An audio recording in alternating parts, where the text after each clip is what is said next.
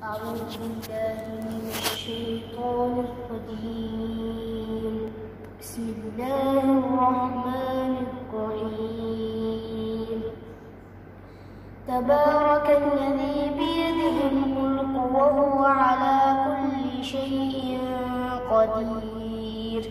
الذي خلق الموت والحياة ليبلوكم أيكم أحسن عملا وهو العزيز الغفور.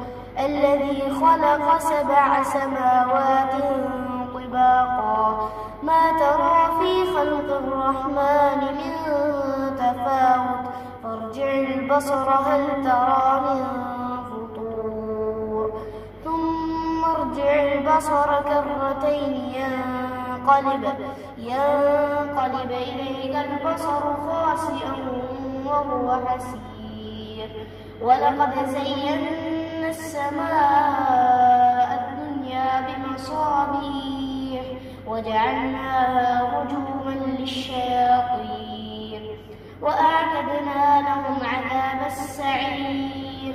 وللذين كفروا بربهم عذاب جهنم وبئس المصير. إذا ألقوا فيها سمعوا لها شهيقا وهي تفور تكاد تميز من الغيظ. كلما ألقي فيها فوج سألهم خزنتها ألم يأتكم نذير قالوا بلى قد جاءنا نذير فكذبنا وقلنا ما نزل الله من شيء إن أنتم إلا في ضلال كبير. وقالوا لو كنا نسمع أو نعقل ما كنا في أصحاب السعير فاعترفوا بذنبهم فسحقا لأصحاب السعير. إن الذين يخشون ربهم بالغيب لهم مغفرة وأجر كبير.